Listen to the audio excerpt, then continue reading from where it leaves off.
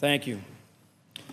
I rise today to discuss an amendment that I will be introducing Senate Bill 744, the Comprehensive Immigration Reform legislation that this Senate body is carefully considering and debating.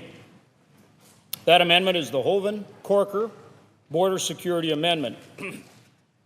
It's being finalized, and I plan to introduce it this afternoon along with the senator from the great state of Tennessee, Senator Bob Corker, who is here with me.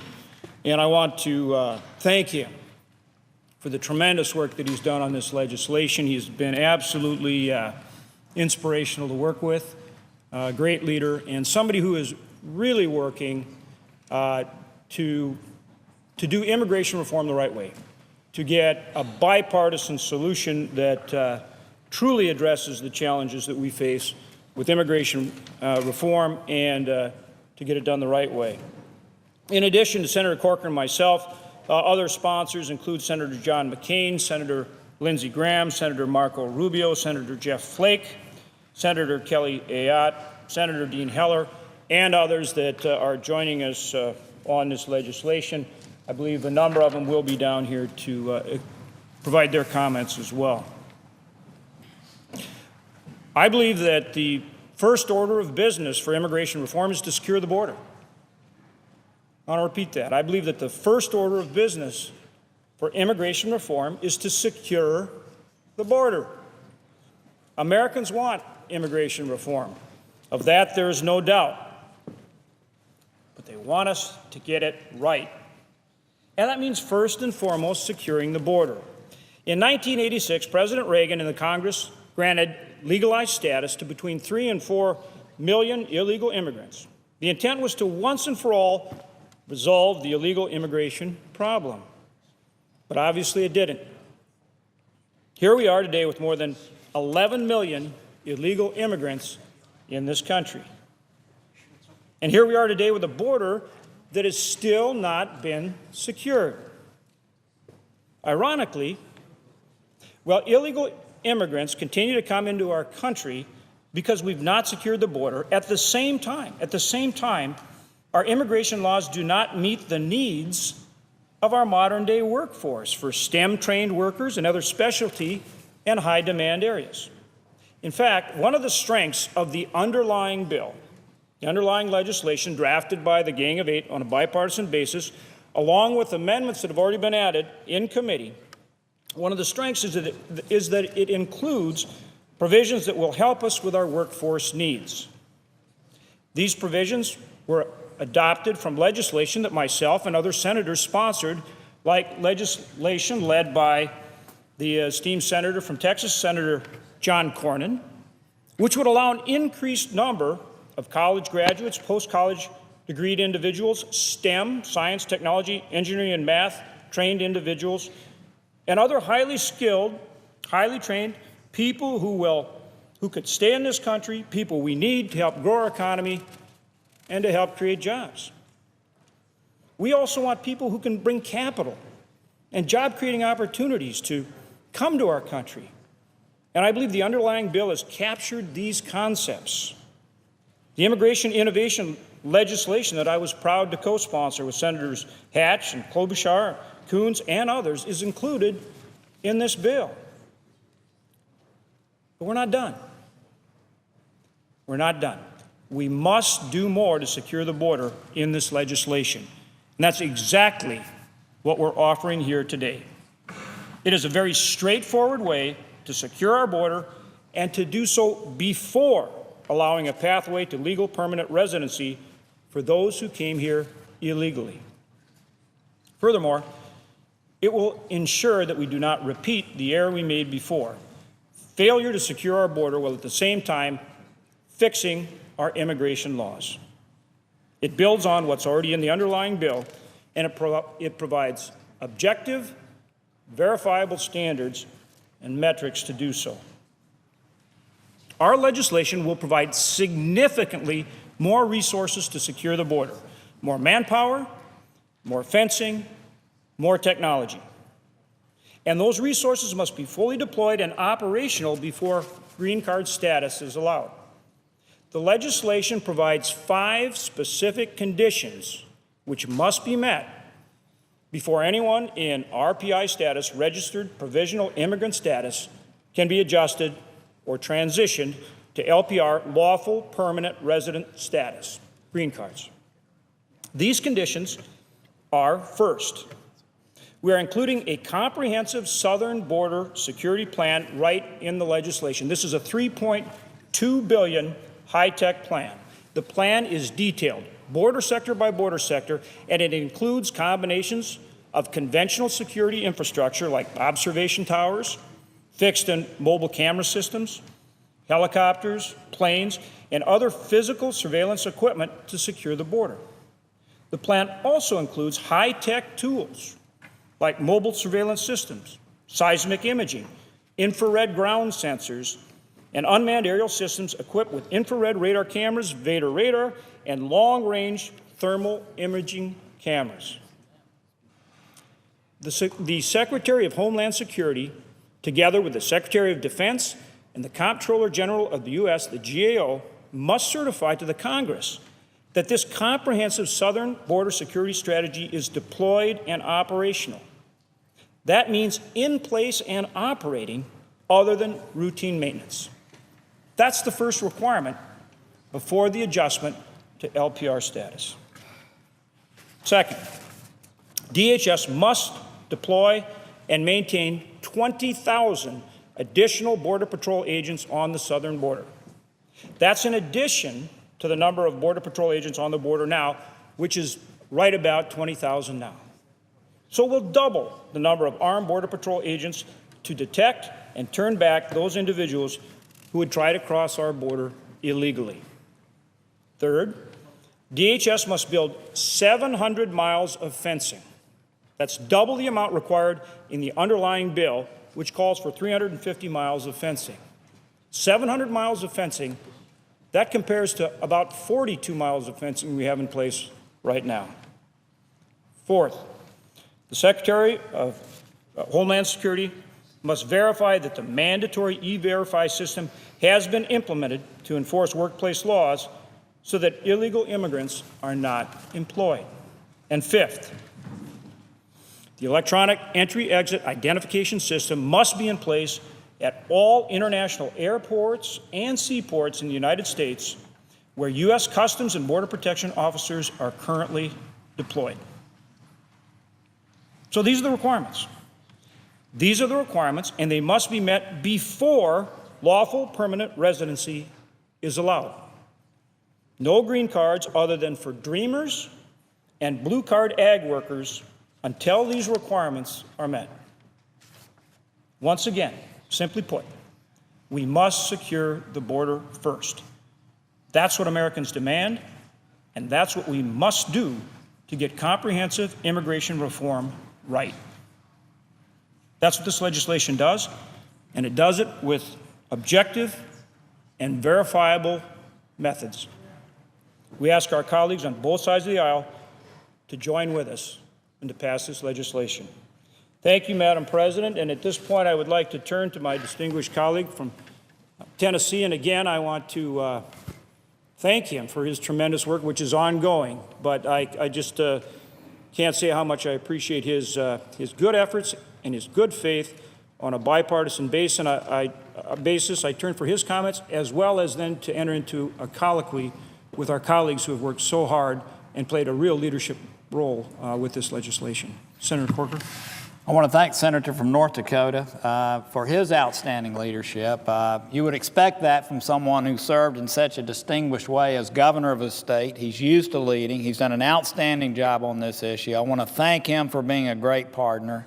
I know we still have some work to do. I mean, the fact is we still have to introduce this amendment, and work is underway right now. But I want to thank him, his staff, and all around him for the way that he has dug into this issue, solved the problems that I think Americans are looking for relative to security issues, and working with us in the way that you have. Thank you very much. And I want to thank the Gang of Eight for the work that they have done over the last multiple months to bring us to the place that we are, where we have an opportunity to do something that America needs, and that is to solve the immigration issue that we have and to also ensure that in doing so, we've absolutely secured the border. One of my colleagues called this amendment, and again, it's being vetted right now. We hope to introduce it a little bit later today. There is a broad agreement about what the content of it is, and it is again being vetted and will be introduced later today. Some people have described this as a border surge. I mean, the fact is that we are investing resources in securing our border that have never been invested before. A doubling, again, of the Border Patrol, $3.2 billion worth of a technology that we took from the chief of the Border Patrol, the technology that he needs to have 100% awareness and to secure our border. Dealing with the exit program, dealing with E-Verify, so that all of these things are in place. I want to thank Senator Cornyn from Texas, who began the process of focusing on border security. I realize that his amendment earlier failed, but I think what he helped us do is build momentum towards an amendment that I consider to be far stronger and even better. But his efforts at looking at a border security measure, I think, helped us in this regard.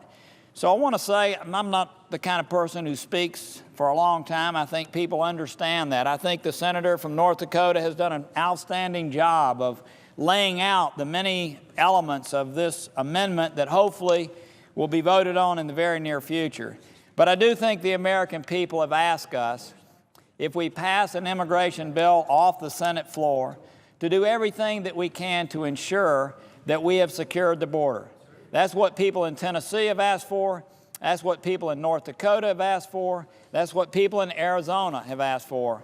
And Madam President, I think that's what this amendment does. I think this amendment has the ability, if passed, to bring a bipartisan effort behind immigration reform that would then sit in the bill of the House. Look, I do wish that this amendment had some other measures relative to interior security. And I think that the House can improve this. I think a conference can improve this.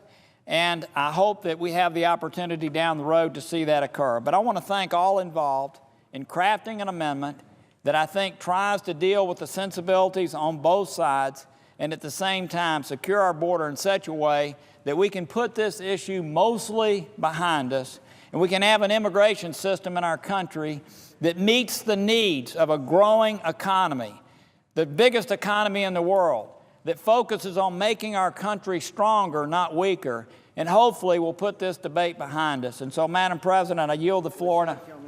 Yes, sir. Yield for a question. Yes, sir. First of all, could I say all of us who have had the honor of working with you and the senator from North Dakota are greatly appreciative of the work that you've done. If there is going to be a broad bipartisan support for the final product, it will be because of what you and the senator from North Dakota have done, and I'm very, very grateful for that.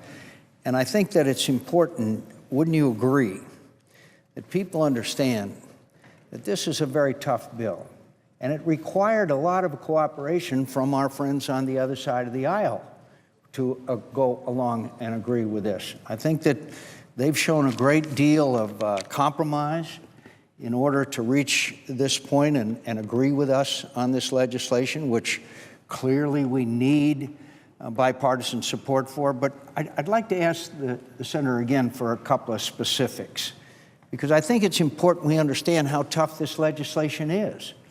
We know, isn't it true that already we know that E-Verify must be used by every employer in the country before anyone under this plan could be eligible for a green card. Isn't that true? It's already there. That is correct. And the electronic entry-exit system at all international air and seaports has to be up and operational before anyone is eligible for a green card. That's true. That is correct. Now, thanks to you and the senator from North Dakota, isn't it true that that additional technology must be deployed and operational in the field? And that includes the new Vader radar systems, integrated fixed towers, unmanned aerial system, fixed cameras, mobile surveillance system, ground sensors, to the point where, isn't it true that the head of the Border Patrol has assured us that if these technologies are in place and operational, that we can have 100% situational awareness and 90% effective control of the border? I would ask my colleague. That is correct. That is correct. So, in order to finally put the final piece of this puzzle together, isn't it true that you and the senator from North Dakota have called for 350 miles of additional border fencing in addition to the 350 miles that's already there, and 20,000 new full-time Border Patrol agents are hired and deployed before someone is eligible for a green card? Is that a fact? That is correct. That is correct. I don't know of anybody that has proposed a tougher measure, when you look at it all combined, than the measure that hopefully will be on the floor in the very near future. I wonder if the senator from North Dakota would like to respond to that. Well, I appreciate the esteemed senator from Arizona again emphasizing these points. That's what this is all about. This is about securing the border. All of the things you just identified are in the bill. They're requirements. The plan itself, this $3.2 billion comprehensive southern border strategic plan, is detailed border sector by border sector. And again, this puts everybody in the same place, saying we're going to secure the border first, because there's no green cards until we secure the border. Isn't it true, I'd say to my two colleagues, and Madam President, I ask unanimous consent to engage in colloquy with both the senator from Tennessee and the senator from North Dakota. Without objection. Isn't it true, I say to my friends, that on our side of the aisle, there is understandable skepticism and well-founded skepticism on the part of my friend from Texas, because we've seen this movie before. In 1986, we gave amnesty to 3 million people, and we said we would secure the borders. Then in 2006, we passed border security appropriations, and there was going to be plenty of money, and it was never funded. So for those of us in the Southwest particularly, but people all over America, isn't it true that there's understandable skepticism that we would not pass legislation which is binding?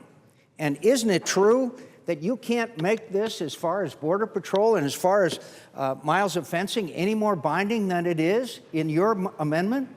Absolutely. I would like to add that it's not just all these things that we're putting on the border and that we are requiring that these things are in place and certified and operating before you go to green card status, but also it's about eliminating the incentive to try to get across the border. When we put E-Verify in place and we have a proper guest worker program, you take away the incentive to try to get across the border. So we secure the border, but we also take away the incentive to come across, because you can come across legally through the guest worker program, and if you come across illegally, we're going to find you and you can't get a job.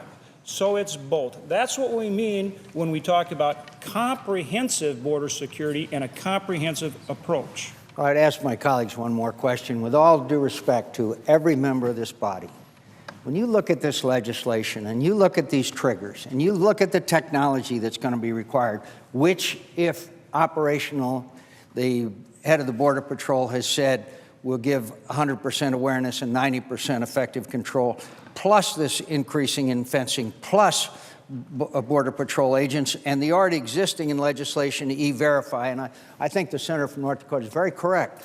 You remove the incentive for people, if they know that they can't get a job in this country unless they have the proper documents, then people will stop coming illegally. And it also addresses the issue of the 40% who are here who never crossed our border illegally, but came on a visa and overstayed it. I just would ask for maybe a subjective opinion. Is it possible that you could ever argue against this legislation now by saying that it does not give us a secure border? I think it would be very difficult, and I thank the senator from Arizona for raising these issues. If the issue that one has is securing the border with this immigration bill, if this amendment passes, which I hope that it will, I don't know how anybody could argue that the reason they're not supporting this legislation is because we haven't addressed securing the border. We have addressed that We've addressed that in spades in this legislation. Again, I want to thank the senator from North Dakota for his leadership on this issue and the other side of the aisle for working with us. But I don't think that anyone who votes against this bill could argue that the reason, if we pass this amendment, we need to get it to the floor. We're still working out some issues, and hopefully we'll be done in a few hours. But I don't know how you could argue that we haven't dealt with the issue that many people have been concerned about, many people in Tennessee, and that is we have, if this legislation passes in the form that it is, with this amendment as we've agreed, we have secured the border. Madam President, My response Could I just Thank you. finish answering this question? I say to my colleague, I asked Senator from North Dakota. I would respond to the good senator from Arizona and say, look, all of the ideas that have been brought forward to secure the border, we have worked to include in this package. I mean, we have tried on a bipartisan way to listen to everybody and say, what can we do? What can we put on the border to secure the border? We've tried to bring all those resources to bear. And to the good senator from Arizona, I would say we want to bring in our senator from Florida, who's worked so hard along with you on this issue to provide truly the right kind of leadership for comprehensive reform on a bipartisan basis. And I also want to reach out to the good senator from Texas. A lot of the ideas in this bill came from legislation he put forward. Look, this is about all of us putting our ideas into securing this border. We have tried to include everybody's ideas in this effort. That's exactly Would the senator yield for a question?